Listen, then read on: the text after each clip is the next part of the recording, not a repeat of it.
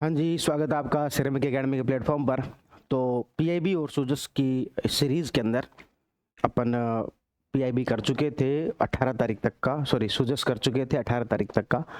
आज अपन जो 19 से लेकर 24 तारीख तक का जो सूजस है वो देखते हैं, ठीक है।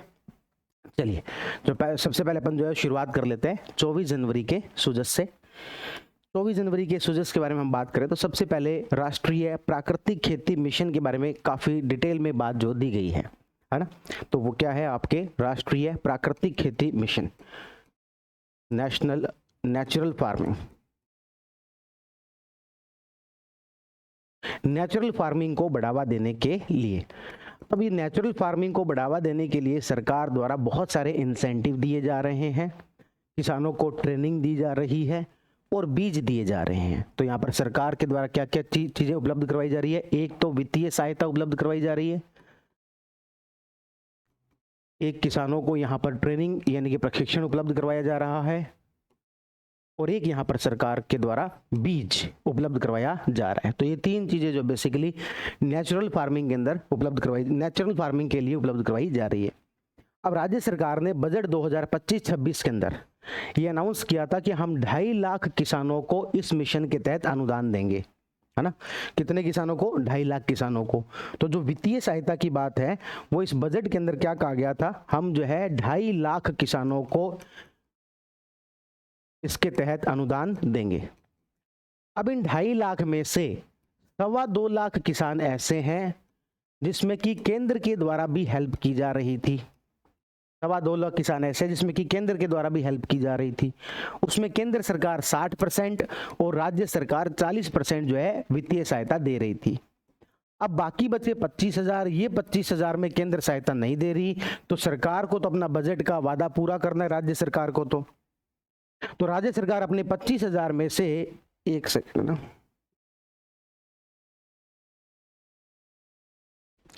तो ये जो 25,000 किसान है इनको राज्य सरकार द्वारा यहाँ पर पैसा दिया जाएगा, वित्तीय सहायता जो किसके द्वारा दी जाएगी, राज्य सरकार द्वारा, है ना।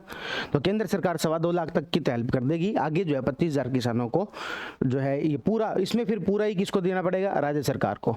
इन 25,000 किसानों को पूरा 100% जो किसके द्वारा दिया जा रहा है, राज्य सरकार द्वारा। जबकि जो 2.25 लाख किसान है, इन 2.25 लाख किसानों का जो है अपन ने डिवाइड कर लिया, केंद्र 40% और राज्य जो केंद्र 60% और राज्य 40%, ठीक है। तो पहली बात होगी वित्तीय सहायता।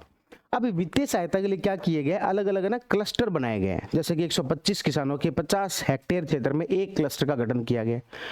अब यहाँ पर क्या बना दिया गया, अलग, जैसे मान लो एक किसान ये है, एक किसान ये है ना, ये अलग अलग खेत के अंदर जो किसान खेती कर रहे हैं प्राकृतिक खेती के तौर पर। तो सरकार ने कहा कि इन सबको एक मुश्त क्लस्टर बना लो ताकि हम सबकी हेल्प कर पाए। एक मुश्त क्या बना लो, क्लस्टर बना लो ताकि हम इनकी सहायता कर पाए। और क्लस्टर बनाने के साथ साथ यहाँ पर इनकी सहायता के लिए कृषि सखी जो है यहाँ पर एक अपॉइंट कर दिया गया, कृषि सखी, कृषि का साथी, है ना, कृषि सखी यहाँ पर अपॉइंट कर दिया गया। तो प्रत्येक क्लस्टर के लिए क्या किया गया, एक कृषि सखी को यहाँ पर अपॉइंट किया गया, ठीक है। और क्या है, योजना के तहत राज्य के सभी जिलों में 1 लाख हेक्टेयर क्षेत्र में 2,000 क्लस्टर बनाए गए, है ना। तो कितने क्षेत्र के अंदर, 1 लाख हेक्टेयर में कितने क्लस्टर, 2,000 क्लस्टर। यानी कि एक क्लस्टर कितने हेक्टेयर का है, 50 हेक्टेयर का, जो अपन यहाँ पर बात कर रहे थे, है ना, कि एक जो क्लस्टर वो कितने हेक्टेयर का है, 50 हेक्टेयर का। तो ये याद रखना 50 हेक्टेयर का ये क्लस्टर होगा। ये जो मैंने आपको क्लस्टर बताया ये कितने हेक्टेयर का होगा, 50 हेक्टेयर का। ऐसे कितने जो क्लस्टर बना रहे हैं, 2,000। तो इस तरीके से कितने क्लस्टर कितने एरिया में हो गए 1 लाख हेक्टेयर एरिया के अंदर हो गए, है ना। तो हमने कहा 1 लाख हेक्टेयर एरिया के अंदर क्या बनाए गए, क्लस्टर बनाए गए। कितने बनाए गए, 2,000 क्लस्टर बनाए गए। और प्रत्येक क्लस्टर के लिए क्या कर दिया, एक कृषि सखी को जो यहाँ पर अपॉइंट कर दिया। तो हमने कहा नेचुरल फार्मिंग के अंदर 4 बातें मेनली जो आपको याद रखनी है। एक तो क्या, क्लस्टर, क्लस्टर कितने एरिया में है, क्लस्टर में कितनी वित्तीय सहायता मिल रही है। अब 2 बातें और बच गई आपके, प्रशिक्षण और बीज। देखो इसके लिए सरकार क्या कर रही है, मिशन के प्रभावी क्रियान्वयन के लिए किसानों को विशेष प्रशिक्षण दिया जा रहा है उदयपुर के प्राकृतिक खेती केंद्र के द्वारा। तो एक तो यहाँ से उदयपुर के प्राकृतिक खेती केंद्र जो है वहां से विशेष प्रशिक्षण दिया जा रहा है। उदयपुर का क्या है, आपके प्राकृतिक खेती केंद्र, ठीक है। एक जो है इसके अलावा बीज दिए जा रहे हैं 4,000 रुपए पर एकड़ बीज के लिए दिए जा रहे हैं। किसानों को क्या 4,000 रुपए पर एकड़ दिए जा रहे हैं, किस चीज के लिए, बीज के लिए। प्रशिक्षण कहां से दिया जा रहा है, उदयपुर से, प्राकृतिक खेती केंद्र, ठीक है, तो वहां से प्रशिक्षण दिया जा रहा है। इसके अलावा इंपॉर्टेंट पॉइंट यहां पर एक और आता है, वो ये है कि स्थानीय स्तर पर, ये तो हो गया राज्य स्तर पर उदयपुर में प्राकृतिक, लेकिन सारे किसान उदयपुर थोड़ी जा पाएंगे। स्थानीय स्तर पर किसानों को इसमें ये सारी चीजें उपलब्ध करवाने के लिए कृषि विभाग द्वारा बायो इनपुट संसाधन केंद्र बनाए गए। क्या बनाए गए, बायो इनपुट संसाधन केंद्र बनाए गए। तो इस बीज वाले में ही एक पॉइंट जोड़ देता हूं मैं, क्या, बायो इनपुट संसाधन केंद्र, कि ये जो छोटी मोटी चीजें हैं ये सब कहां से मिलेंगी, तो ये आपको यहां से मिल जाएंगी, बायो इनपुट संसाधन केंद्र से मिल जाएंगी। कितने बनाए गए हैं ऐसे, तो ऐसे बनाए गए 180। कितने बनाए गए, 180, और सरकार द्वारा एक इनपुट केंद्र के लिए 1 लाख रुपए दिया गया है। सरकार द्वारा यहाँ पर एक ऐसा इनपुट केंद्र बनाने के लिए कितना रुपए दिया गया, 1 लाख रुपए दिया गया। तो इस पूरी बात को यदि अपन समराइज करें तो बहुत ही आसान बात है कि हमने कहा नेचुरल फार्मिंग, प्राकृतिक खेती। प्राकृतिक खेती के अंदर हमने कहा 4 कंपोनेंट पढ़ेंगे। सबसे पहला कंपोनेंट हमने पढ़ा वित्तीय सहायता का।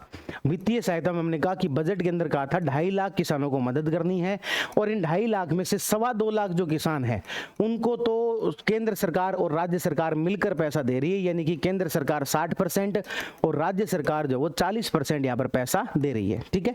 और बाकी जो 25,000 किसान बचे, 25,000 किसानों को पूरे तरीके से पैसा किसके द्वारा दिया जा रहा है, राज्य सरकार द्वारा दिया जा रहा है, 100% पैसा। दूसरा हमने यहां पर पढ़ा क्लस्टर का, कि एक क्लस्टर बनाया जाएगा कितने एरिया में, 50 हेक्टेयर के अंदर। कितने एरिया के अंदर, 50 हेक्टेयर में। तो टोटल कितने क्लस्टर बना रहे अपन ने, 2000। कितना एरिया हो गया total, 1 lakh hectare. Total area कितना हो गया, 1 लाख हेक्टेयर, ठीक है। क्लस्टर की बात कर ली। तीसरी बात अपन ने देखी, यहां पर प्रशिक्षण दिया जा रहा है। क्या दिया जा रहा है, प्रशिक्षण। अच्छा एक और देखा, प्रत्येक क्लस्टर पर अपन ने क्या कर दिया, एक कृषि सखी अपॉइंट कर दिया। क्या कर दिया, कृषि सखी। उसके बाद देखा प्रशिक्षण दिया जा रहा है। प्रशिक्षण कहां पर, उदयपुर में। कहां पर दिया जा रहा है, उदयपुर में। फिर अपन ने देखा बीज, बीज के लिए यहां पर एकड़ 4,000 रुपए दिए जा रहे हैं। पर एकड़ कितने रुपए दिए जा रहे हैं, 4,000 रुपए दिए जा रहे हैं। इसके साथ साथ यहाँ पर क्या बनाया गया, बायो इनपुट केंद्र बनाए गए। ये बायो इनपुट केंद्र जो वो 180 बनाए गए हैं, और प्रत्येक इनपुट के लिए, बायो इनपुट केंद्र के लिए सरकार द्वारा कितने रुपए दिए गए, 1 लाख रुपए दिए गए। तो इस तरीके से हमने प्राकृतिक खेती जो मिशन है उसके बारे में यहाँ पर डिटेल में बात की। उम्मीद करता हूँ ये सारी बातें आपको अच्छे से याद हो गई होंगी। उसके बाद में कुछ खास 24 जनवरी को है नहीं, 2 छोटी छोटी बातें हैं। क्या कि 24 जनवरी को कोटा में बागेश्वर धाम के पीठाधीश्वर श्री धीरेन्द्र शास्त्री के सानिध्य में राम कथा और गौ महोत्सव का आयोजन हुआ, है ना। तो इसी दिन जो एक और जो घटना हुई है वो क्या है, कोटा के अंदर आपके राम कथा और गौ महोत्सव। कोटा में राम कथा और गौ महोत्सव, ठीक है, जिसमें धीरेन्द्र शास्त्री जी आए हुए थे, इधर से अपने सीएम साहब चले गए। तो ये 24 जनवरी को कोटा में हुआ है, ठीक है। इसके अलावा लोक भवन में उत्तर प्रदेश, त्रिपुरा, मेघालय और मणिपुर राज्यों का स्थापना दिवस जो वो बनाया गया। एक तो उत्तर प्रदेश, एक त्रिपुरा, एक मणिपुर और एक मेघालय, इनका क्या बनाया गया, स्थापना दिवस। इनका स्थापना दिवस जो मनाया गया, ठीक है, लोक भवन के अंदर। ये सारी खबरें थी किसकी, 24 जनवरी की, है ना। किसकी खबरें थी, 24 जनवरी की। अब अपन चलते हैं 24 के बाद 23 जनवरी को, ठीक है। 24 जनवरी की सूजस की सारी खबरें अपन पढ़ चुके हैं, और अब अपन चलते हैं 23 जनवरी को, ठीक है। उम्मीद करता हूं यहां तक की बातें आपको अच्छे से समझ में आई होंगी। चलिए 23 जनवरी की हम बात करें तो ये एक बहुत ही बड़ा कोई कार्यक्रम हुआ है, सरस्वती वंदन युवा संवाद और मेगा अभिभावक पीटीएम, यानी पीटीएम का मतलब हो गया पेरेंट टीचर मीटिंग। और इस पर इतने पिछले 6 दिनों से लगातार इसके ऊपर आर्टिकल्स जो आए जा रहे थे। तो अपन बात करते हैं कुल मिलाकर ये क्या है, तो ये एक पीटीएम है। इस पीटीएम को युवा संवाद कह लो, सरस्वती वंदन कह लो, है ना, खूब सारे इसको जो नाम दे दिए गए। तो ये है PTM, parent teacher meeting, mega PTM के नाम से ये जो वो काफी दिनों से चर्चा में था। कब हुआ, तो एक तो तारीख भी याद रख लेना, ये हुआ 23 जनवरी को। 23 जनवरी को 2 मौके थे। एक तो 23 जनवरी को थी बसंत पंचमी, क्या थी, बसंत पंचमी। और एक थी आपके सुभाष चंद्र बोस जयंती, नेताजी सुभाष चंद्र बोस जयंती, है ना। तो ये 2 मौके थे 23 जनवरी को। और इस दिन क्या हुआ, मेगा पीटीएम आयोजित की गई। क्या रहा इस मेगा पीटीएम में, इसका आयोजन 23 जनवरी को बसंत पंचमी और इस मौके पर हुआ। कहां पर हुआ, तो ये हुआ कॉमर्स कॉलेज जयपुर में। कहां पर हुआ, कॉमर्स कॉलेज जयपुर में, ठीक है, क्या किया इस अवसर पर? इस अवसर पर राज्य के प्रत्येक राजकीय विद्यालय में मेगा पीटीएम आयोजित की गई। राज्य स्तरीय कार्यक्रम तो कॉमर्स कॉलेज में हो गया, बाकी हर जो सरकारी स्कूल है वहां पर एक मेगा पीटीएम आयोजित की गई। सभी राजकीय विद्यालयों में कृष्ण भोग का आयोजन हुआ। तो यानी कि राजकीय विद्यालयों में क्या क्या हुआ देखो, एक तो अपन ने कहा राजकीय विद्यालयों में कृष्ण भोग। कृष्ण भोग आपको पता है कि बच्चों को खाना खिलाते हैं, तो एक तो कृष्ण भोग का आयोजन हुआ। एक और क्या हुआ, तो सभी में पीटीएम हुई, पेरेंट टीचर मीटिंग जो यहाँ पर आयोजित की गई। ठीक है, उसके बाद में निपुण मेले का आयोजन किया गया। निपुण मेला आप जानते हैं क्या होता है निपुण मेला? तो निपुण मेला जिसके अंदर बच्चों की जो न्यूमेरिक आपके नंबर जो सिस्टम है उसको लेकर, यानी कि पठन और आपके जो नंबर जो सिस्टम है या फिर के जो गणित है, ऐसे ही आने वाली समस्याओं को दूर करने का प्रयास किया जाता है। इसके तहत बच्चों की पठन लेखन और गणना क्षमता को इम्प्रूव करने का काम किया जाता है। ठीक है, और क्या हुआ इसके अंदर? और हुआ भाई सरस्वती वंदना हुई इस दिन। 75 लाख बच्चों ने सरस्वती वंदना में भाग लिया। कितने लाख बच्चों ने? 75 लाख बच्चों ने सरस्वती वंदना के अंदर भाग लिया। तो 75 लाख बच्चों ने सामूहिक रूप से सरस्वती वंदना की। 65 लाख अभिभावकों की सहभागिता का लक्ष्य निर्धारित किया गया। तो इस पीटीएम में कितने लाख अभिभावक बुलाने हैं? 65 लाख। कितने लाख अभिभावक बुलाने भाई? 65 लाख अभिभावक बुलाने का यहाँ पर लक्ष्य निर्धारित किया गया था। जयपुर में विदेशी भाषा संचार कौशल स्कूल खोलने की जो है इन्होंने घोषणा की। तो ये थोड़ा सा इंपॉर्टेंट पॉइंट ज्यादा हो जाता है। तो जयपुर में विदेशी भाषा संचार कौशल, इसके अलावा ये जो कार्यक्रम है इसका मेगा स्तरीय कार्यक्रम मतलब राज्य स्तरीय कार्यक्रम कहाँ हुआ? कॉमर्स कॉलेज में। ये कहां पर हुआ? Commerce college Jaipur. ठीक है, तो ये राज्य स्तरीय कार्यक्रम कहाँ हुआ? तो ये हुआ आपके कॉमर्स कॉलेज जयपुर के अंदर, है ना। और जयपुर के अंदर क्या विदेशी भाषा संचार कौशल जो है संस्थान यहाँ पर शुरू करने की बात जो है की गई। ठीक है, अब एक और इंपॉर्टेंट पॉइंट, वंदे मातरम। आपको पता है 7 नवंबर 2025 को वंदे मातरम के 150 वर्ष पूरे हुए थे। उसमें प्रदेश के विद्यालयों में सामूहिक तौर पर वंदे मातरम का गायन किया गया और इसके लिए वर्ल्ड बुक ऑफ रिकॉर्ड में नाम दर्ज किया गया। तो याद रखना है कि इसी दिन जो वो 7 नवंबर 2025 वाली बात भी हमें याद आ गई कि 7 नवंबर 2025 को जो वंदे मातरम के 150 वर्ष पूरे हुए थे, तो सामूहिक रूप से वंदे मातरम का गान किया गया और इस बात के लिए मुख्यमंत्री जी को वर्ल्ड बुक ऑफ रिकॉर्ड में स्थान मिला है और इसी का एक जो है क्या बोलेंगे प्रशस्ति पत्र टाइप जो वो दिया गया मुख्यमंत्री जी को। तो मेगा पीटीएम युवा संवाद में क्या क्या बातें अभी तक अपन ने देखी? पहली बात, ये हुआ कब? 23 जनवरी को। कहाँ कब मतलब किस मौके पर? बसंत पंचमी और आपके सुभाष चंद्र बोस जयंती के मौके पर। कहाँ हुआ? तो राजकीय विद्यालयों में इस दिन कृष्ण भोग का आयोजन किया गया। पीटीएम यानी कि पेरेंट टीचर मीटिंग में 65 लाख अभिभावक आए। निपुण मेले का आयोजन किया गया। निपुण मेले जिसमें कि पठन गणन इन सारी चीजों का जो है वो अभ्यास करवाया जाता है।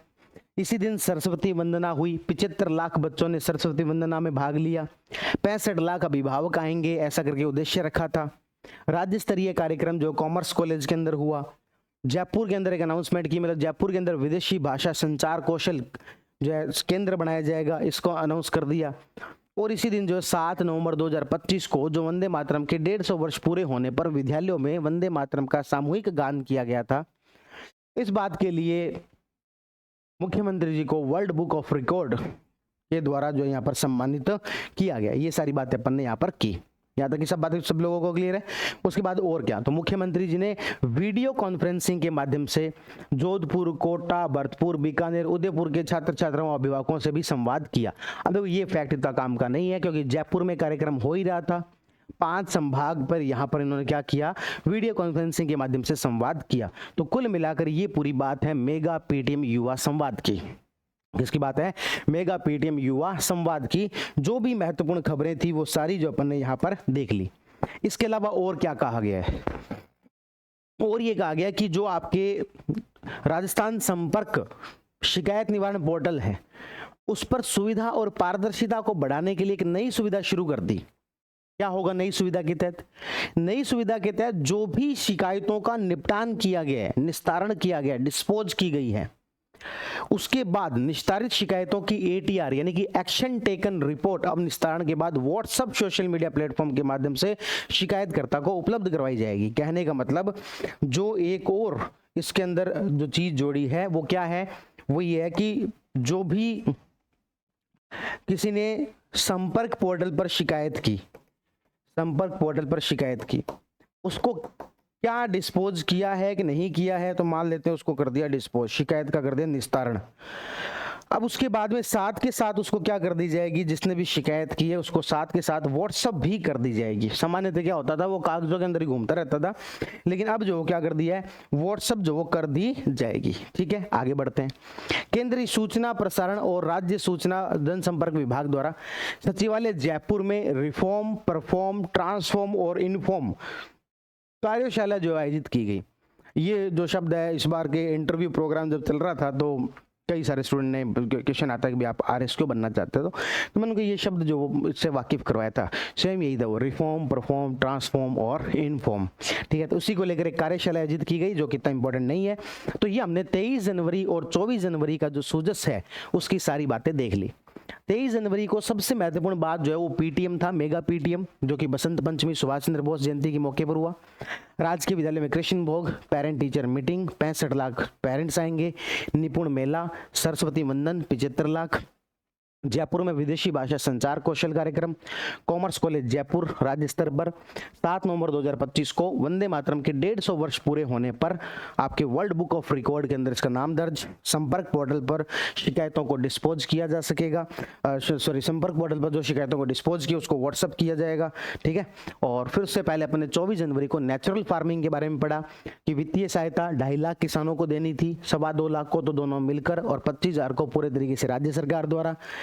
50 हेक्टेयर का एक क्लस्टर होगा, 2000 क्लस्टर बनाने हैं, तो 1 लाख हेक्टेयर टोटल एरिया होगा। कृषि सखी, हर एक क्लस्टर के लिए एक कृषि सखी। प्रशिक्षण उदयपुर के अंदर बीज के लिए 4,000 रुपये पर एकड़ दिए जा रहे हैं। बायो इनपुट संसाधन केंद्र बनाए गए हैं, 180 ऐसे केंद्र बनाए गए हैं, 1 लाख रुपए एक केंद्र के लिए मिलेगा। लोक भवन के अंदर इन 4 राज्यों का स्थापना दिवस मनाया गया, और कोटा के अंदर राम कथा गो महोत्सव जो आयोजित किया गया। तो ये 24 जनवरी हो गया, ये 23 जनवरी हो गया, और अब अपन चलते हैं आगे 22 जनवरी की तरफ। 22 जनवरी के सूजस में क्या क्या बातें थी, चलिए भाई। अच्छा, अब इधर ये भी देखे मुख्यमंत्री ने प्रदेशवासियों की सौगात दी, देखो कोई काम की नहीं है, इसके लिए इतने रुपए ट्रांसफर किए, इतने रुपए ट्रांसफर किए, तो ये समय समय पर करते रहते हैं, जो कि अपने कोई काम की नहीं है। 22 जनवरी को कुछ खास बातें नहीं है, इसको अपन यही देख लेते हैं। मुख्य सचिव V श्रीनिवास की अध्यक्षता में सचिवालय के अंदर एक स्टेट एम्पावर्ड कमेटी ने राज्य की निवेश प्रोत्साहन नीतियों के तहत कस्टमाइज पैकेज के तहत लगभग 50,000 करोड़ रुपए के निवेश प्रस्तावों को अनुशंसा की है ना। तो ऐसा इतनी कोई इंपॉर्टेंट नहीं है, बस इतना से याद रखना कि स्टेट एम्पावर्ड कमेटी के अध्यक्ष कौन हुए, आपके मुख्य सचिव, और कितने करोड़ की, तो 50,000 करोड़ के निवेश प्रस्तावों को अनुमति दी है। ठीक है, उसके बाद में ये थोड़ा सा जरूर याद रख लेना, वो है कस्टम हायरिंग सेंटर। ये थोड़ा सा याद रख लेना, कस्टम हायरिंग सेंटर। देखो एक्चुअल में क्या है कि भाई बहुत सारे ऐसे मशीनें होती हैं जो कि बहुत महंगी होती हैं। अब एक आम किसान उन मशीनों को खरीद के नहीं ला सकता, तो क्यों ना वो मशीनें उधार मिल जाएं या कुछ समय के लिए मिल जाएं। तो ऐसा होता ही है सामान्यतः, जो खेत में काम आने वाले ट्रैक्टर हैं या फिर जो भी यंत्र हैं, उसको वो व्यक्ति गांव में ही किसी दूसरे व्यक्ति से 1 दिन के किराए पर, 2 दिन के किराए पर लेता है। तो सरकार को लगा कि ऐसा कुछ व्यवस्था हम शुरू कर दें, तो इस तरीके के कस्टम हायरिंग सेंटर शुरू किए गए। क्या शुरू किए गए? Custom hiring centre. ये किस क्या योजना का पार्ट है? तो भारत सरकार का sub mission on agriculture mechanisation, SMAM, sub mission on agriculture mechanisation. उसमें राज्य में राजस्थान कृषि तकनीकी मिशन के तहत कृषि यंत्रीकरण को बढ़ावा देने हेतु संचालित है ये। ठीक है ना। तो कस्टम हायरिंग सेंटर जो है वो यहाँ पर बनाए जा रहे हैं, और कस्टम हायरिंग सेंटर कौन सी योजना के तहत है ये याद रख लेना, इट इज अंडर SMAM, यानी कि सब मिशन ऑन एग्रीकल्चर मैकेनाइजेशन। आपको बहुत आसानी से समझ में आ रहा होगा, कृषि का मशीनीकरण बढ़ाने के लिए, है ना, जिसमें कि किसानों तक मशीनें पहुंचे, भले ही वो किराए पर ही पहुंचे लेकिन पहुंचे। ठीक है ना। तो एग्रीकल्चर मशीनीकरण को बढ़ावा देने के लिए किया जा रहा है। इसमें इसको कौन देखेगा? तो इसके तहत सहकारिता विभाग के माध्यम से ग्राम सेवा सहकारी समितियों को कस्टम हायरिंग सेंटर के रूप में विकसित किया जा रहा है। यानी कि क्या नए कोई सेंटर बनाए जाएंगे? नहीं, जो आपके सहकारी जो सेवा समिति है उसी को इस रूप में जो वो सेंटर के रूप में यहाँ पर बना दिया जाएगा। तो ग्राम सेवा सहकारी समितियों को, ये सेंटर कौन से होंगे? तो ये होंगे ग्राम सेवा सहकारी समिति, जहां से बीज वगैरह भी सामान्यतः किसानों को मिलते हैं ना, वो सब, जिसको सोसाइटी कह देते हैं। तो ग्राम सेवा सहकारी समिति, उसको कस्टम हायरिंग सेंटर के तौर पर यहाँ पर बना दिया। इसमें कृषि यंत्रों का चयन, क्रय, योजना के क्रियान्वयन, इसके लिए जिला स्तरीय एक मॉनिटरिंग कमेटी गठित की जाएगी। तो जितने भी ये ग्राम सेवा सहकारी समिति 1 है, 2 है, 3 है, 4 है, इन सब के ऊपर क्या रहेगी? एक जिला स्तरीय मॉनिटरिंग कमेटी रहेगी। क्या रहेगी? इसके ऊपर जिला स्तरीय मॉनिटरिंग कमेटी का गठन जो वो कर दिया जाएगा। ठीक है। और क्या कहा है? राज किसान कस्टम हायरिंग ऐप के माध्यम से वो बुकिंग कर सकते हैं। तो क्या यहाँ पर सुबह सुबह आके जो भीड़ लग जाएगी, हमें दो हमें दो, हम पहले आए थे, इस प्रकार का ना, ऐसा कुछ नहीं है। ऐप के माध्यम से जो भी कोई इस प्रकार का यंत्र लेना चाहता है उसकी बुकिंग की जा सकती है। कौन सी ऐप के माध्यम से? राज किसान कस्टम हायरिंग जो ऐप है वहां से इसकी बुकिंग की जा सकती है।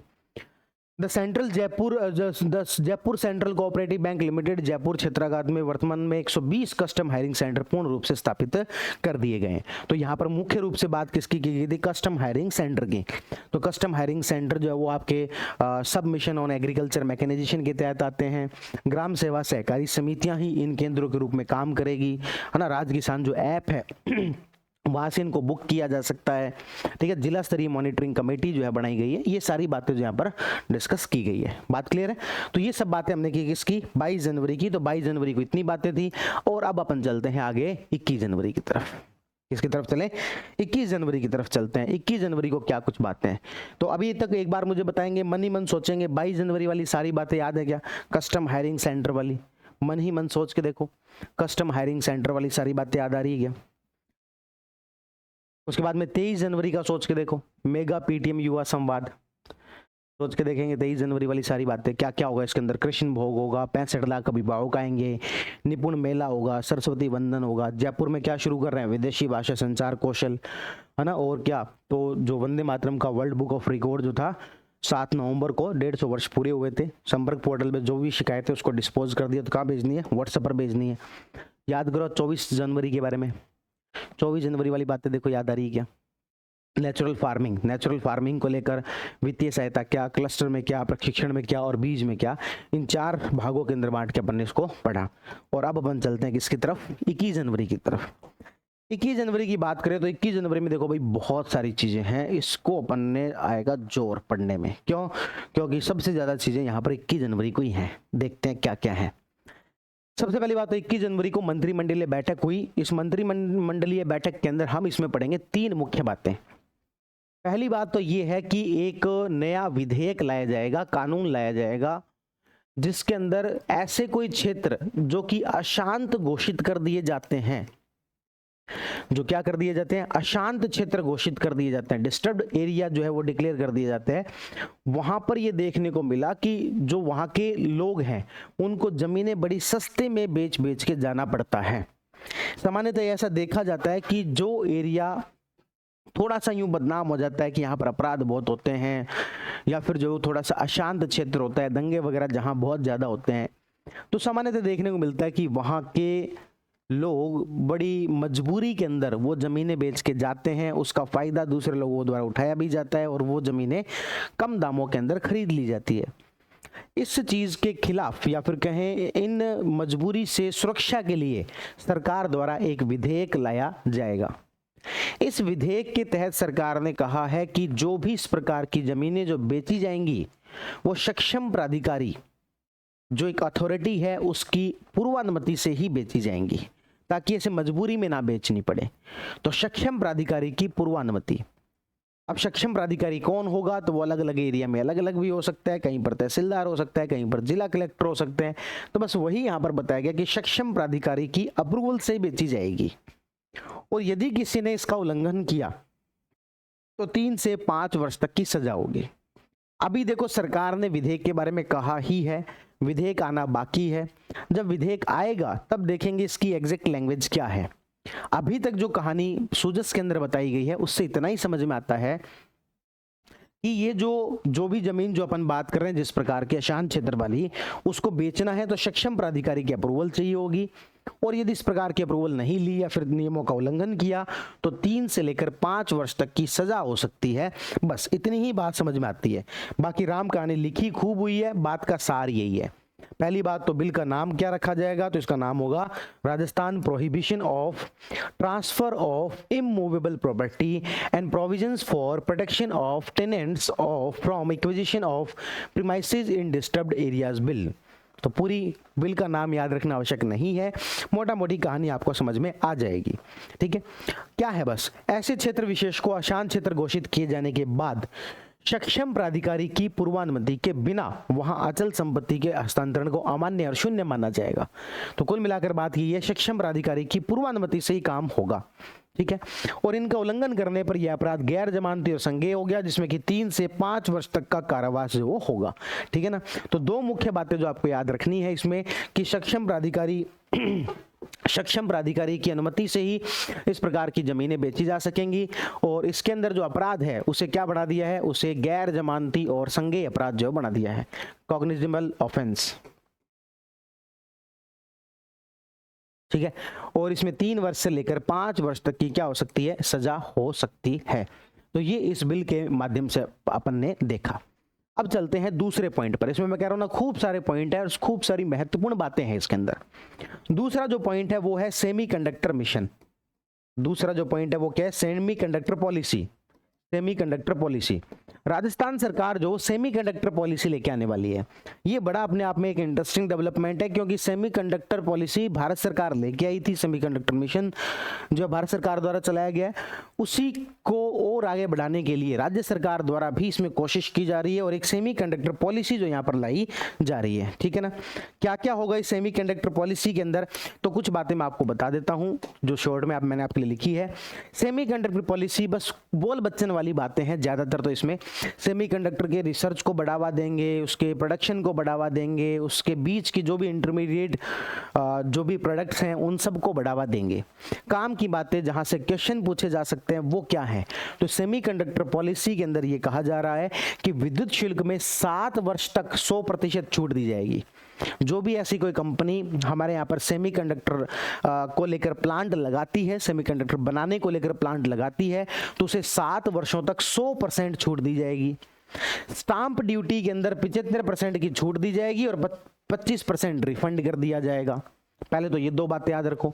ये दो बातें अभी एक और पॉलिसी पढ़ेंगे उसमें भी यहीं पर लागू होती है। तो पहली बात तो क्या, विद्युत शुल्क 7 वर्ष तक 100% छूट, स्टाम्प ड्यूटी में 75% छूट और 25% रिफंड, पूंजी सब्सिडी में 60% अनुदान। इस बात को थोड़ा सा समझना क्या है मामला।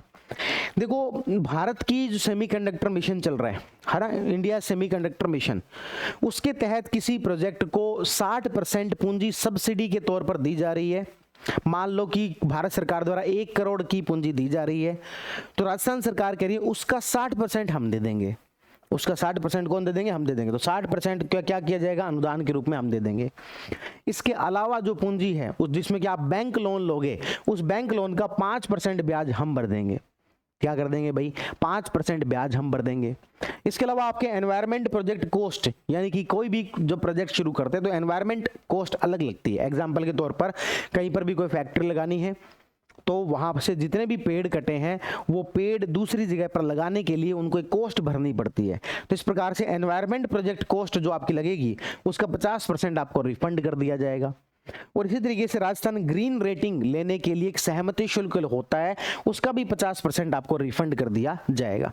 तो इस तरीके से सरकार बता रही है कि आप यहां पर सेमीकंडक्टर के लिए कोई प्लांट लगाते हो तो हम आपको ये फायदे देंगे कि विद्युत शुल्क 7 वर्ष तक 100% छूट दी जाएगी, स्टाम्प ड्यूटी के अंदर 75% छूट और 25% रिफंड, पूंजी सब्सिडी के अंदर 60% अनुदान।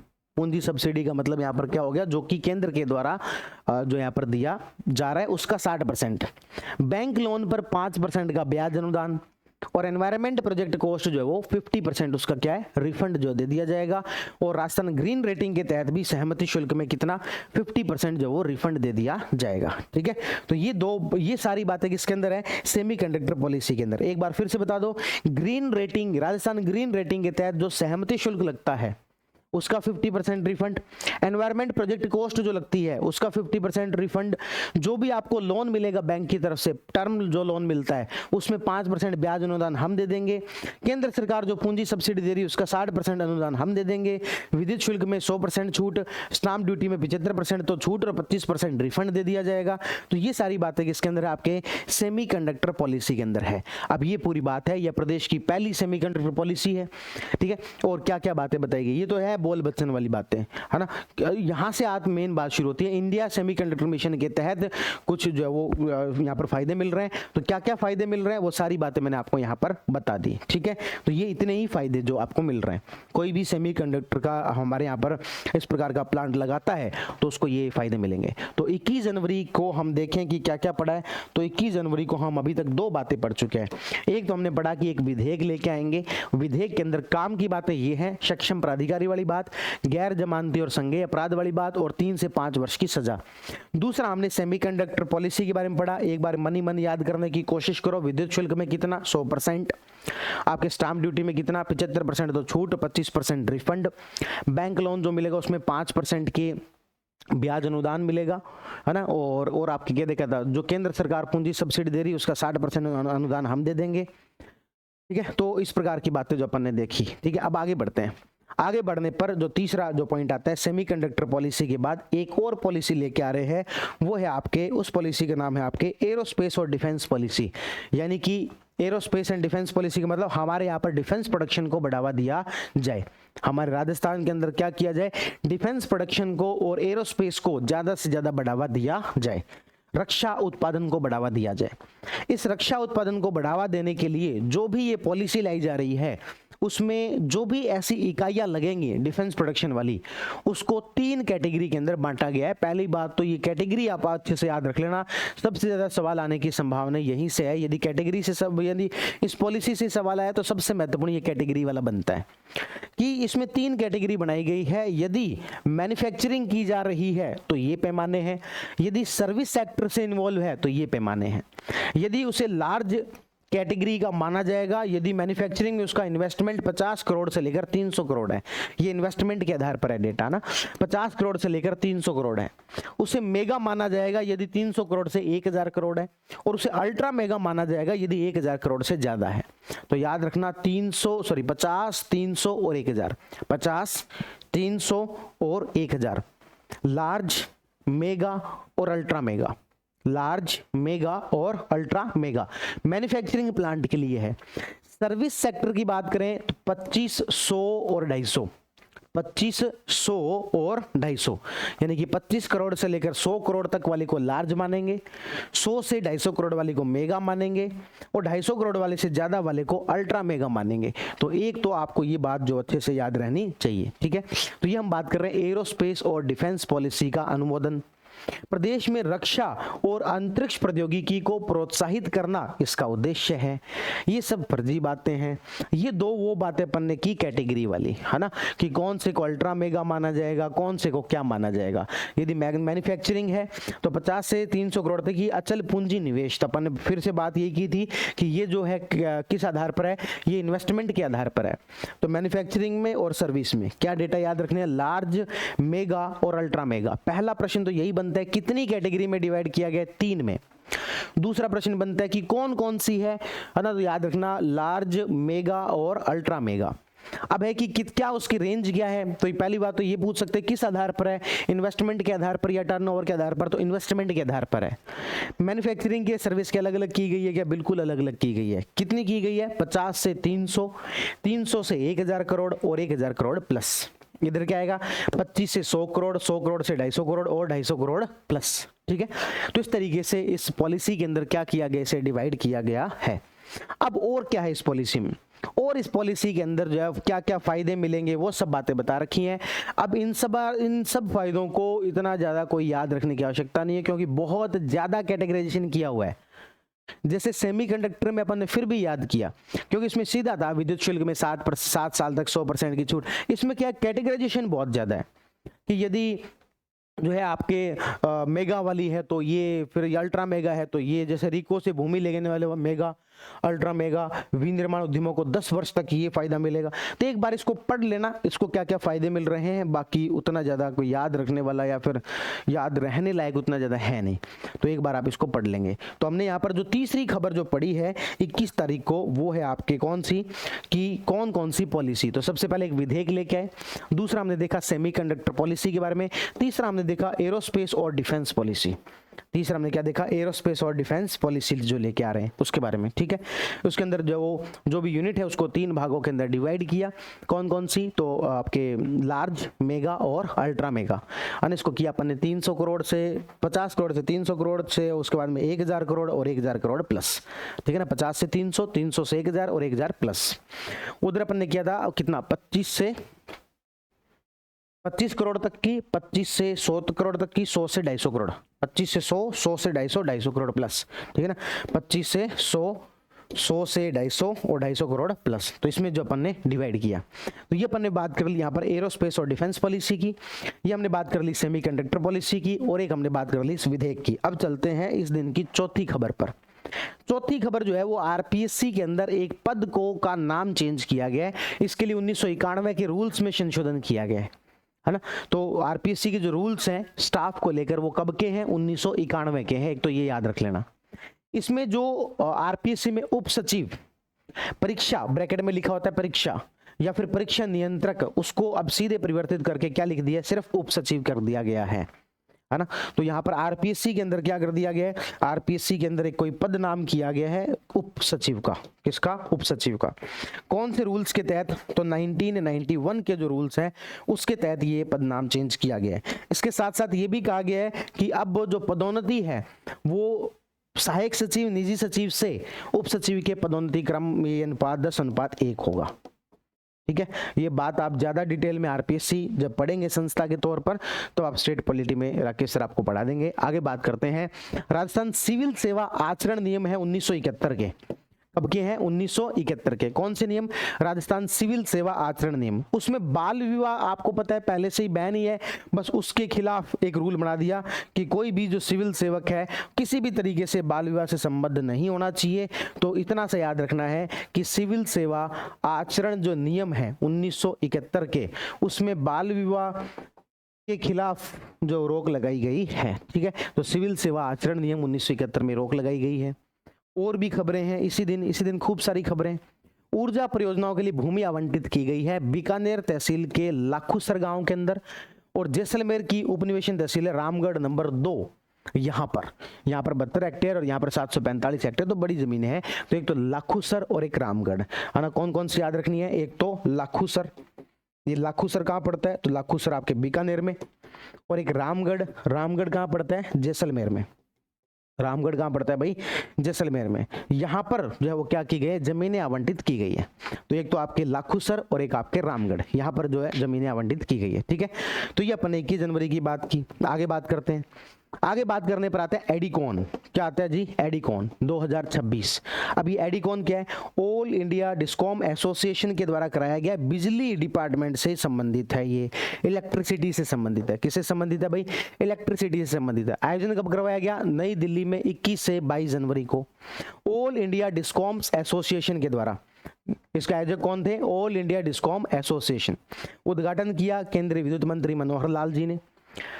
AISA की वार्षिक रिपोर्ट इंडिया डिस्कॉम 2025 का प्रथम प्रकाशन का यहाँ पर विमोचन किया गया, ठीक है। इंडिया डिस्कॉम्स का प्रथम प्रकाशन का। इस अवसर पर AIDA का वार्षिक सम्मान समारोह भी आयोजित किया गया। 6 अलग अलग श्रेणियों में 12 वितरण कंपनियों को स्वर्ण और रजत पुरस्कार यहाँ पर प्रस्तुत किए गए। इसमें से राजस्थान डिस्कॉम को PM कुसुम योजना के कंपोनेंट C में अच्छा प्रदर्शन करने के लिए गोल्ड अवार्ड से दिया गया, और राजस्थान डिस्कॉम की जो चेयरमैन है वो आरती डोगरा है, उन्होंने ये अवार्ड प्राप्त किया। तो खबर पे अपन को कहां पर इस पे पहुंचना है, तो कुल मिलाकर जो कहानी है उसका सार ये है भाई, एक अपन ने यहाँ पर संस्था मतलब एक जो कार्यक्रम हुआ जिसका नाम था एडकॉन। क्या नाम था, एडकॉम। एडकॉन का मतलब क्या है, ऑल इंडिया डिस्कॉम्स कॉन्फ्रेंस।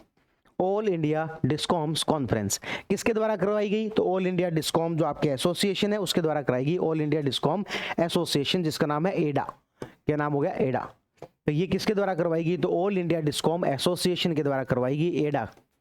इसका उद्घाटन किसने किया? तो मंत्री जो है मनोहर लाल खट्टर जी, उन्होंने किया। मनोहर लाल खट्टर जी ने उद्घाटन किया। कहां पर हुई? तो ये हुई दिल्ली में। कहां पर हुई? तो दिल्ली में। उद्घाटन किसने किया? मनोहर लाल खट्टर जी ने। करवाई किसने? ऑल इंडिया डिस्कॉम एसोसिएशन ने।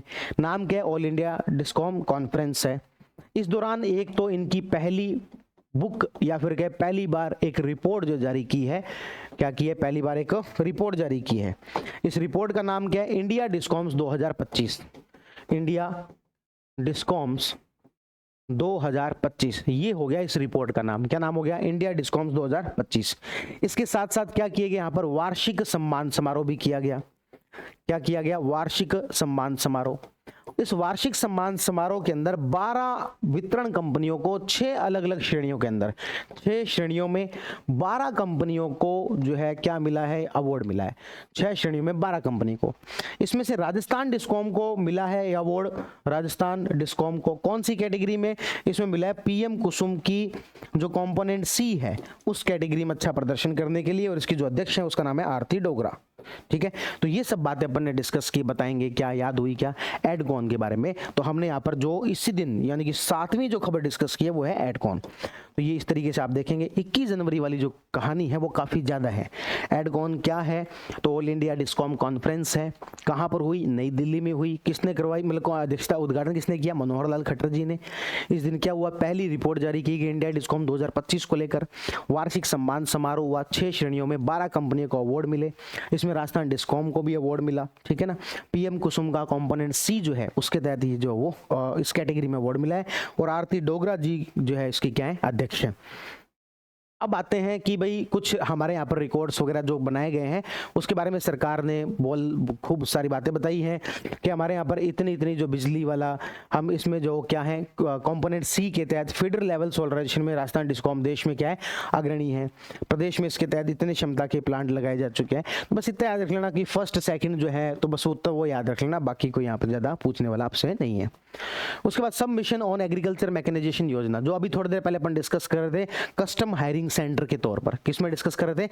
Custom hiring centre. याद रहा आपको? अपने जो है पिछली क्लास में पिछले दिन में डिस्कस किया था कि सब मिशन ऑन एग्रीकल्चर मैकेनाइजेशन जो है उसके तहत क्या चलाए जा रहे हैं? कस्टम हायरिंग सेंटर चलाए जा रहे हैं। उसके तहत क्या चलाए जा रहे हैं? कस्टम हायरिंग सेंटर चलाए जा रहे हैं। अब इसी में कुछ बातें और बताई गई है। इसके तहत किसानों को आधुनिक कृषि यंत्रों पर अनुदान दिया जा रहा है। अनुसूचित जाति, जनजाति, लघु, सीमांत महिला किसानों को ट्रैक्टर की बीएचपी के आधार पर लागत का अधिकतम 50% तक, और अन्य श्रेणी के कृषकों को लागत का अधिकतम 40% तक का क्या दिया जा रहा है? अनुदान दिया जा रहा है ना। तो यहाँ पर कुल मिलाकर हमें जो याद रखना है, शेड्यूल कास्ट है, शेड्यूल ट्राइब है, या फिर महिला है, या फिर स्मॉल और मार्जिनल फार्मर है, स्मॉल या फिर मार्जिनल फार्मर है, उनको यदि इस प्रकार के आप जो ट्रैक्टर लेते हो तो 50% तक का अनुदान मिलेगा। और अन्य यदि कोई है इस कैटेगरी का ना होकर अन्य यदि कोई किसान है तो इस प्रकार का आधुनिक कृषि यंत्र लेने पर 40% का अनुदान मिलता है। कितने का अनुदान मिलता है? 40% का। इस योजना के तहत किसानों को राज्य में प्रचलित ट्रैक्टर संचालित सभी प्रकार के कृषि यंत्र वगैरह के लिए भी अनुदान दिया जाता है। तो यहाँ पर बता रहे बस अनुदान दिया जाता है। और एक जो आपको 21 जनवरी को और महत्वपूर्ण खबर याद रखनी है, 7 के बाद 8वीं तो हो गई आपके SMAM, और 9वीं और खबर ये हो गई वो है किन्नू महोत्सव। किन्नू महोत्सव हुआ, एक अंतर्राष्ट्रीय किन्नू महोत्सव हुआ जो कि कहां पर होगा? किन्नू गंगानगर में होता है, तो गंगानगर में ही हुआ। तो ये आपके राज्य स्तरीय अंतर्राष्ट्रीय राज्य स्तरीय कृषक मेला किन्नू महाकुंभ का आयोजन 23 से 25 जनवरी को ये किया जाएगा। कहां पर? गंगानगर के अंदर। तो 21 जनवरी के भाई साहब 9 खबरें हैं, खूब बड़ा है 21 जनवरी वाला। एक बार सारा जो है दिमाग में रिवाइज करो कि क्या क्या पढ़ा, क्या क्या कितना कितना आपको दिमाग में याद है, छप गया है, फिर आगे बढ़ते हैं। ठीक है, तो अब अपन चलते हैं 20 जनवरी की जो खबरें हैं उसकी तरफ। ठीक है, चलो 20 जनवरी में सबसे पहले compliance reduction and D regulation. चलो एक बार एक काम करते हैं, इसको अपन बाद में पढ़ते हैं। मैं आपको पहले दूसरी खबरें बता देता हूँ। ग्राम उत्थान शिविर। ग्राम उत्थान शिविर ये क्या है? तो राजस्थान सरकार द्वारा समय समय पर शिविर वगैरह लगाए जाते रहते हैं। तो अभी एक बनाया जा रहा है ग्राम उत्थान शिविर। नाम से कुछ कुछ पता लग रहा है। एक तो है गाँवों के अंदर लगेगा, दूसरा उनके उत्थान से संबंधित। उत्थान से संबंधित इसलिए क्योंकि जो भी रेवेन्यू के अटके हुए जो मामले हैं उनको निपटाने के लिए है। तो याद रखना ग्राम उत्थान शिविर का जो शुरुआत है वो सिरोही से हुई है मुख्यमंत्री जी द्वारा 22 जनवरी को। तो ये इंपॉर्टेंट जो एक अभियान है जिससे कि क्वेश्चन पूछे जा सकते हैं। तो ग्राम उत्थान शिविर याद रख लेना भाई, ग्राम उत्थान शिविर जिसकी शुरुआत जो है कहाँ से हो रही है, सिरोही से हो रही है। सिरोही से हो रही है। कब से हो रही है, तो 22 जनवरी से हो रही है।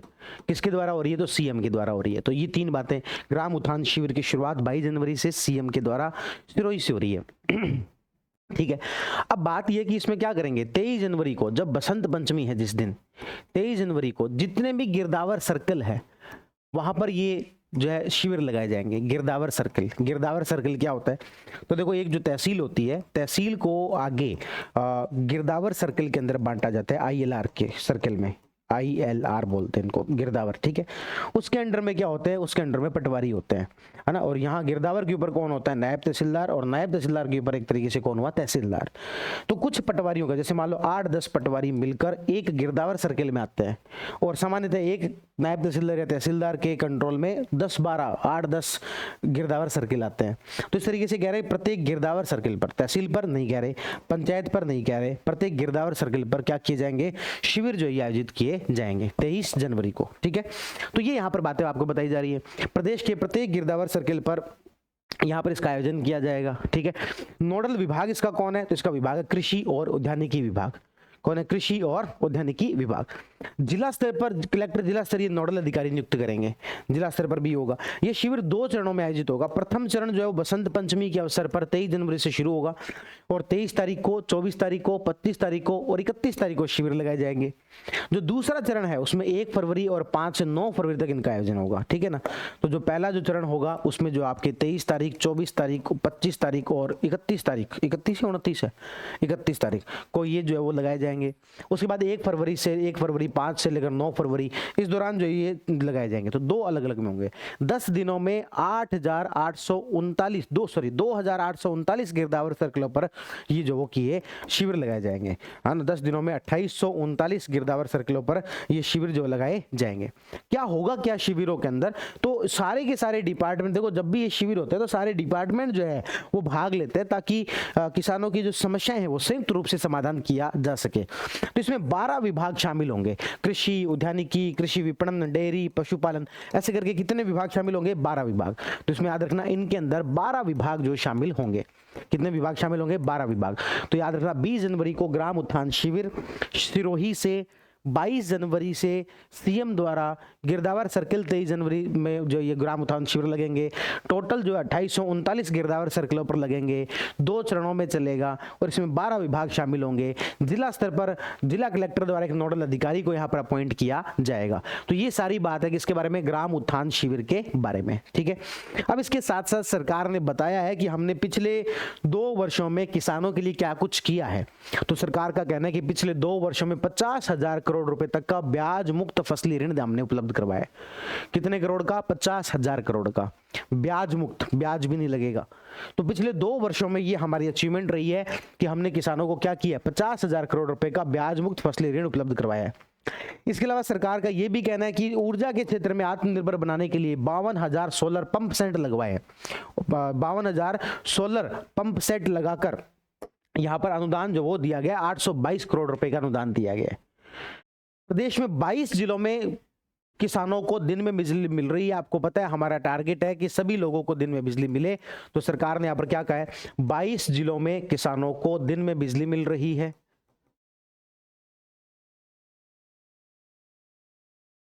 और क्या कहा है, हमने 2 वर्षों के अंदर 50,000 करोड़ का ब्याज मुक्त फसली ऋण उपलब्ध करवाया है।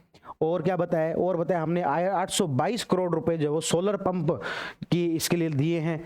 गौशालाओं के अनुदान में 25% की बढ़ोतरी की है और गो पालकों को 653 करोड़ रुपए के ब्याज मुक्त ऋण जो हमने उपलब्ध करवाए हैं। तो किसानों को तो कितने, 50,000 करोड़ और गो पालकों को कितने, 653 करोड़। ये सरकार अपनी अचीवमेंट बता रही है। मुख्य खबर हम यहाँ पर जो पढ़ रहे थे वो था ग्राम उत्थान शिविर। क्या पढ़ रहे थे, ग्राम उत्थान शिविर। तो ग्राम उत्थान शिविर जो आपको याद रहना चाहिए, 20 जनवरी की जो महत्वपूर्ण जो सूचनाएं हैं उसमें से क्या है, आपके ग्राम उत्थान शिविर। ठीक है। उसके अलावा दूसरी महत्वपूर्ण सूचना इसमें क्या है, ऊर्जा संरक्षण पुरस्कार। दूसरी जो महत्वपूर्ण सूचना है वो क्या है, ऊर्जा संरक्षण पुरस्कार कार्यक्रम। ये 20 जनवरी को जयपुर के अंदर हुआ। ऊर्जा मंत्री हीरालाल नागर जी ने 73 विजेताओं को यहां पर सम्मानित किया। एक तो ये याद रख लेना, कितने को, 73 को। इसमें से 30 तो है संस्थान है व्यक्ति और 43 है अन्य विजेता। और ये पुरस्कार 22, 23, 23, 24 और 24, 25 के लिए प्रदान किए गए। तो हमें जो याद रखना है वो है ऊर्जा संरक्षण पुरस्कार। ऊर्जा संरक्षण पुरस्कार जो कि कार्यक्रम कहां पर हुआ, जयपुर के कॉन्स्टिट्यूशन क्लब में हुआ। जो मंत्री है हीरालाल नागर जी, उनके द्वारा ये अवार्ड दिए गए 73 लोगों को, 73। उसमें से 30 तो है वो आपके व्यक्ति या फिर वो थे आपके संस्थान, और 40 नहीं 43 जो वो अन्य थे। 43 क्या थे आपके अन्य। अच्छा, ये अवार्ड दिए किसके लिए गए, तो 2022, 23, 23, 24 और 24, 25 के लिए दिए गए हैं। ठीक है, इतनी बातें याद रह जाएंगी। उसके बाद ये 5 प्रमुख श्रेणियों में दिए गए हैं। कितनी श्रेणियों में दिए गए, 5, ये याद रख लेना भाई। एडगॉन के अंदर अपन ने क्या देखा था, एडगॉन में देखा था 6 श्रेणियों के अंदर 12 पुरस्कार। यहां पर अपन क्या देख रहे हैं, 5 श्रेणियां हैं। एक है उद्योग के क्षेत्र में ऊर्जा संरक्षण का कोई काम किया हो, व्यक्तिगत भवन निर्माण के अंदर, नगरीय निकाय भवन के अंदर, सरकारी विभाग कार्यालय में और व्यक्तिगत श्रेणी के अंदर, है ना। तो कितने के अंदर दिया है, ये 5 अलग अलग कैटेगरी के अंदर दिया गया है। अपन ने क्या देखा था, व्यक्तिगत में और संस्थान में तो कितने लोग थे, 30 लोग थे। बाकी 43 अन्य थे। बाकी 43 व्यक्तिगत भवन में होंगे, नगरीय निकाय भवन में होंगे, सरकारी विभाग में होंगे। तो इस तरीके से 5 अलग अलग कैटेगरी के अंदर ये अवार्ड दिया गया है।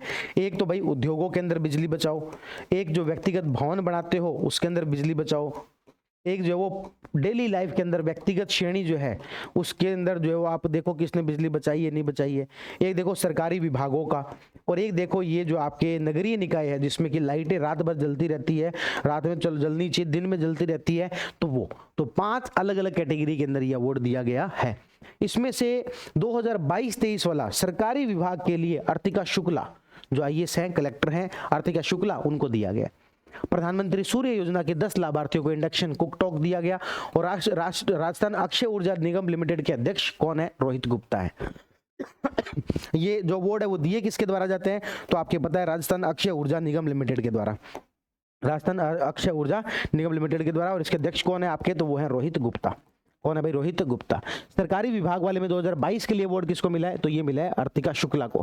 किसको मिला है, अर्तिका शुक्ला। ठीक है, तो ये सब बातें जो अपन यहाँ पर डिस्कस कर रहे थे ऊर्जा संरक्षण पुरस्कार की। किसकी बात कर रहे हैं, ऊर्जा संरक्षण पुरस्कार। तो 20 जनवरी को अभी तक हम 2 महत्वपूर्ण खबरें पढ़ चुके हैं। एक तो ग्राम उत्थान शिविर और दूसरा ऊर्जा संरक्षण पुरस्कार। ग्राम उत्थान शिविर सिरोही से शुरू हुआ 22 जनवरी से सीएम के द्वारा गिरदावर सर्किल पर ये शिविर लगाने हैं। 23, 24, 25 यानी कि 2 अलग अलग चरणों में लगाए जाएंगे। 22 जिलों में किसानों को दिन में बिजली मिल रही है। 50,000 करोड़ हमने जो वो ब्याज मुक्त फसली ऋण दिया है। 822 करोड़ जो सोलर पंप के लिए दिए हैं। 653 करोड़ गोपालकों को दिए। ऊर्जा संरक्षण पुरस्कार जयपुर में कार्यक्रम हुआ, 73 लोगों को मिला। 30 तो है वो आपके व्यक्तिगत उद्योग वाले, मतलब संस्था वाले। 43 है वो अन्य। 3 साल का अवार्ड एक साथ ही मिल रहे हैं। 5 अलग अलग कैटेगरी के अंदर मिला। सरकारी विभाग वाले में 2022 के लिए अर्तिका शुक्ला को मिला। राजस्थान अक्षय ऊर्जा के जो अध्यक्ष है वो आपके रोहित गुप्ता है। ठीक है, उसके बाद 2-3 छोटी छोटी खबरें हैं। एक जो है लोक भवन में आदिवासी युवा आदान प्रदान कार्यक्रम के तहत जो युवा आए हुए थे उनको जो संवाद किया। क्या हम इसके बारे में पहले पढ़ चुके हैं, बिल्कुल पढ़ चुके हैं। PIB के अंदर हमने पढ़ा था आदिवासी युवा आदान प्रदान कार्यक्रम 17 से लेकर 22 जनवरी को जयपुर में जयपुर के सांसद मंजू शर्मा ने इनका उद्घाटन किया, है ना। तो ये सारी बातें अपन ने पढ़ी थी युवा आदान प्रदान में। तो अभी जो है क्या किया है, तो जो आपके राज्यपाल है उन्होंने उन युवा प्रतिभागियों से संवाद किया, जो कि इतना इंपॉर्टेंट नहीं है। ये वाली खबर याद रख लेना कि हमारा राष्ट्रीय मतदाता दिवस कब होता है, 25 जनवरी को, क्योंकि इस दिन भारत के अंदर इलेक्शन कमीशन ऑफ इंडिया की स्थापना हुई थी। इस दिन क्या हुआ था, इलेक्शन कमीशन ऑफ इंडिया की स्थापना हुई थी। कब, 25 जनवरी को। तो ये 16वां राष्ट्रीय मतदाता दिवस है। तो ये जो शब्द है ना 16वां, ये इंपॉर्टेंट है ना, क्योंकि 25 जनवरी को मनाया जाता है, ये लगभग सब लोगों को याद है, लेकिन 16वां है ये थोड़ा सा जो अपन भूल जाते हैं। तो 16वां राष्ट्रीय मतदाता दिवस है 25 जनवरी 2026 को। ठीक है, तो ये अपन यहाँ पर बात कर ली किसकी, 16वां नेशनल वोटर्स डे। ठीक है, अब एक और जो खबर यहाँ पर जो रह गई थी वो है आपके ये वाली, ये है आपके कंप्लायंस रिडक्शन और डीरेगुलेशन फेज 2। कंप्लायंस रिडक्शन मतलब कि इस प्रकार के क्रियान्वयन के अंदर जो समस्याएं आती है उस क्रियान्वयन की समस्याओं को कम करना। क्रियान्वयन के अंदर जो समस्याएं आती है और रेगुलेशन जो अपन ने बहुत ज्यादा किसी चीज पर कर रखा होता है उसको कम करना, डीरेगुलेट करना। इसको लेकर क्रियान्वयन के लिए हालिया बैठक मुख्य सचिव की अध्यक्षता में हुई।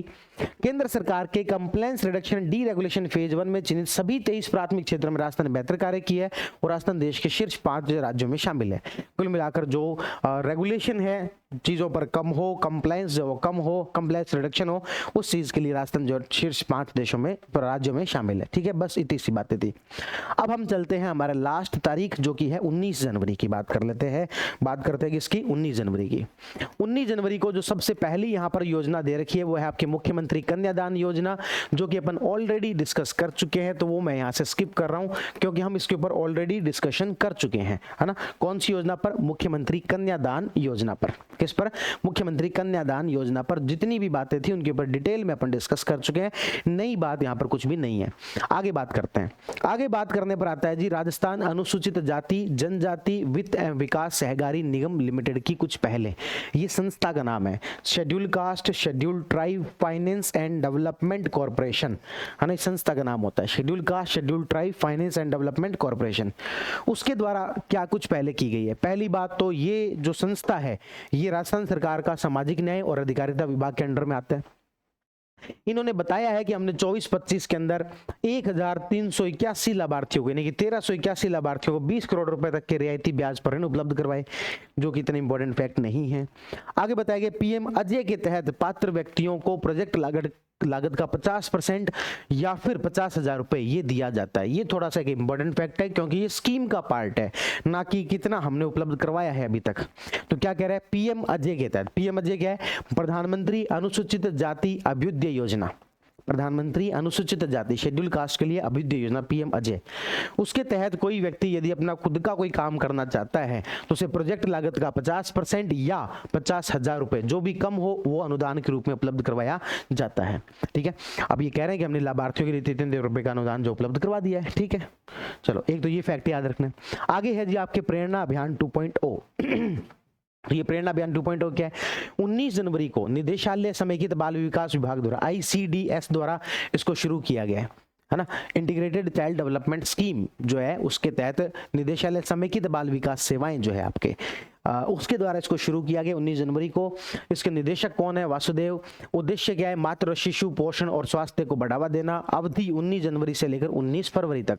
तो प्रेरणा अभियान ये जरूर याद रख लेना भाई, प्रेरणा अभियान चलाया जा रहा है। कौन सा अभियान चलाया जा रहा है? प्रेरणा अभियान। किससे संबंधित है? ICDS द्वारा शुरू किया गया, तो बच्चों के पोषण से और इनसे संबंधित है। कब से शुरू किया गया? 19 जनवरी से। कब तक चलेगा? 19 फरवरी तक, है ना। कब से कब तक? तो 19 जनवरी से लेकर 19 फरवरी तक ये चल रहा है। क्या है अभियान की गतिविधियां? क्या कुछ किया जाएगा? तो इसमें जो भी पात्र लाभार्थी हैं, गर्भवती हैं, 0 से 6 वर्ष तक के बच्चे हैं, इनमें इनका पंजीकरण किया जाएगा और उनको पोषण उपलब्ध करवाया जाएगा। सशक्त आंगनबाड़ी सुपोषित बचपन के ध्येय से शाला पूर्व शिक्षा में बच्चों का पंजीकरण और उपस्थिति। तो ये एक तो ध्येय याद रख लेना, सशक्त आंगनबाड़ी सुपोषित बचपन की जो स्कूल जाने से पहले प्री स्कूल एजुकेशन, क्या? Pre school education. जैसे आजकल बच्चे जब वो किंडर स्कूल और उसमें जाते हैं ना, उसी प्रकार का सरकार भी कुछ करना चाहती है कि बच्चे आंगनबाड़ी में आए, आंगनबाड़ी में आके थोड़ी देर खेल भी लें और अच्छा न्यूट्रिशियस फूड भी जो उनको मिल जाए। तो इसलिए क्या कह रहे हैं? सशक्त आंगनबाड़ी सुपोषित बचपन, ये इसका उद्देश्य है। बच्चों का पोषण मतलब यहाँ पर रजिस्ट्रेशन करवाया जाएगा, आभा ID पोषण ट्रैकर वो सब किया जाएगा।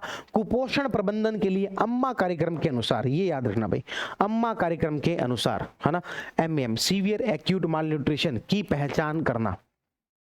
ठीक है, सीवियर जो माल न्यूट्रिशन है, जिसको कुपोषण बहुत ज्यादा है, सीवियर का मतलब बहुत ज्यादा, सीवियर एक्यूट जिसको काफी लंबे समय से है, माल न्यूट्रिशन कुपोषण, उसकी पहचान करना और जीवन के प्रथम 1000 दिनों के महत्व पर गृह भ्रमण करके जागरूकता फैलाना।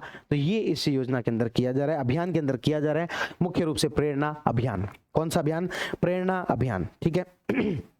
आगे 2 छोटे छोटे महोत्सव हैं। एक है आपके मरु महोत्सव। मरु महोत्सव का आयोजन कहाँ होगा? जैसलमेर में 29 जनवरी से 1 फरवरी तक। पोखरण मुख्यालय पर 29 जनवरी को नेपालेश्वर महादेव मंदिर पर आरती के साथ इस महोत्सव की शुरुआत की जाएगी। आयोजक कौन है? पर्यटक विभाग। तो मरु महोत्सव कहाँ होने जा रहा है? जैसलमेर। मरु महोत्सव कहाँ होने जा रहा है? जैसलमेर। कृषक अधिकार पंजीयन पखवाड़ा राजसमंद के जिला कलेक्टर की पहल पर शुरू हो रहा है। भारत सरकार के एग्रीस्टैक अभियान के तहत फार्मर रजिस्ट्री को गति देने के उद्देश्य से शुरू किया गया है। ठीक है, आपको पता है कि एग्रीस्टैक करके एक ऐप आई थी, मतलब एग्रीस्टैक जो सरकार का एक अभियान था जिसके तहत जो भी डॉक्यूमेंट है किसानों के, उनको ऑनलाइन किया जाए, है ना। फार्मर रजिस्ट्री जो है उसको ऑनलाइन किया जाए उसके लिए, तो उसी को आगे बढ़ाने के लिए है। प्रथम चरण 1 से 17 जनवरी तक, दूसरा 19 जनवरी से दूसरा चरण शुरू किया जाएगा। तो याद रखना है कृषक अधिकार पंजीयन पखवाड़ा, तो ये जिला कलेक्टर अरुण कुमार हसीजा की पहल पर जो शुरू किया गया है। ठीक है, तो ये सारी बातें हमने पढ़ी 19 जनवरी, 20 जनवरी, 21, 22, 23 और 24, 6 दिन का पीआईबी जो है, सॉरी 6 दिन का सूजस जो अपन ने यहाँ पर पढ़ा। उम्मीद करता हूँ यहाँ तक की चीजें आपको याद हुई होंगी, और एक बार यदि आपको लगता है कि याद नहीं हुई तो फिर आप यहाँ से चीजों को देख सकते हैं, आपको याद आएगा कि सारी चीजें आपको याद है। राष्ट्रीय प्राकृतिक खेती मिशन देखा, 4 कंपोनेंट पढ़े, वित्तीय सहायता, प्रशिक्षण, बीज और आपके ये हेक्टेयर जो यहाँ पर लाभ आपको यहाँ पर उपलब्ध करवाया जा रहा था, ये 4 बातें पढ़ी थी। कोटा में राम कतार महोत्सव हुआ था और इन 4 राज्यों के स्थापना दिवस को लोक भवन में सेलिब्रेट किया गया था। 23 जनवरी को मेगा पीटीएम जो हुई थी, बसंत पंचमी था, ये सब बातें हुई। अवार्ड मिला world book of record. Jaipur में विदेशी भाषा संचार कौशल संपर्क पोर्टल पर डिस्पोज जो किया जाएगा उनको व्हाट्सअप कर दिया जाएगा। फिर 22 जनवरी को कस्टम हायरिंग सेंटर के बारे में था, ज़्यादा कुछ था नहीं। फिर उसके बाद में 21 जनवरी को बहुत सारी बातें थी, 8-9 बातें थी। लाखूसर, बीकानेर, रामगढ़, जैसलमेर में सौर ऊर्जा के लिए जो की गई हैं। किन्नू महोत्सव गंगानगर के अंदर हुआ। एडकॉन के बारे में सारी बातें कर ली, है ना। तो ये 9 बातें इसके अंदर थी। फिर आपके 20 जनवरी को 2 महत्वपूर्ण बातें थी, ग्राम उत्थान शिविर और ऊर्जा संरक्षण पुरस्कार। और अभी अभी अपन ने पढ़ा कौन सी तारीख को, 19 जनवरी को। उम्मीद है यहाँ तक की बातें आपको अच्छे से समझ में आई होंगी। आप सभी का बहुत बहुत धन्यवाद, थैंक यू। मिलते हैं अगली क्लास में। अच्छा, एक और लास्ट बात की, इन सब की जो पीडीएफ है वो आपको ऐप पर अपलोड कर दी जाएगी। हो सकता है कि अभी सिर्फ हिंदी में की गई हो, इंग्लिश में भी कर दी जाएगी, ठीक है ना। या जो सूजस हो भले पीआईबी हो, उसको हम दोनों की जो पीडीएफ है वो हिंदी और अंग्रेजी दोनों में आपको उपलब्ध करवा रहे हैं। एक्चुअल में जो सूजस है वो सिर्फ हिंदी में आता है, इंग्लिश में नहीं आता है, पर फिर भी हम उसको ट्रांसलेट करके आपको अवेलेबल करवा रहे हैं। ऐप पर जाएंगे, ऐप पर जो आपको 8वां जो आपको जो टाइल्स है उसमें दिख जाएगा फ्री पीडीएफ, वहां पर मिल जाएगी। Thank you.